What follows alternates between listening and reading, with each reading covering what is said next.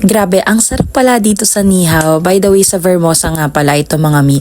Ayan yung pricing nila, 599 tsaka 699 naman kapag weekends. And ang daming mga side dishes ba tawag dyan. And ang sarap mga mi. Hindi ako masyado nakapag-video dito kasi more on chikahan, catch up kaming magtotropa. Alam mo naman, kapag bihira kayo magkita, chismis at to the max ang atake. And ayan mga mima, naglalagay na nga ng mga side dishes dyan sa ating hotpot. Tama ba? Side dishes yung tawag. Sulit na sulit talaga siya mga mima. And ang sarap nung broth niya. By the way, dalawa yung broth na pagpipilian. Tama ba yung mismong pinakasabaw niya? Pero pinaka-favorite ko talaga dito yung tinapay nila na ang sarap isawsaw sa condense. Tapos yung ham nila na lasang maling. Kaya for me, uulit-ulitin ko dito kapag meron akong extra. And ang sarap din nung kanilang chow fan ba yun? Hindi ko alam kung ano yung tawag doon. And ayan, sobrang dami talagang pagpipilian. Very accommodating din yung kanilang waiter and waitress. Kaya goods na goods dyan mi. Ang ganda ng first experience ko dyan sa Nihaw. Kaya naman kung naghahanap ka ng affordable dyan sa Vermosa na talaga mabubusog ka, try mo na din dyan. And after nyan mga mima, pampalis uta and another chikahan. Kaya napunta na kami sa SB kasi walking distance lang din naman siya. Di na kami tumambay sa loob kasi sobrang daming tao. Parang feeling mo pagpasok mo nasa school ka, gusto mong magsalita ng tahimik. Parang ganun, ang daming tao talaga. Siguro mga ano na yan, mga 12 midnight, mga ganun.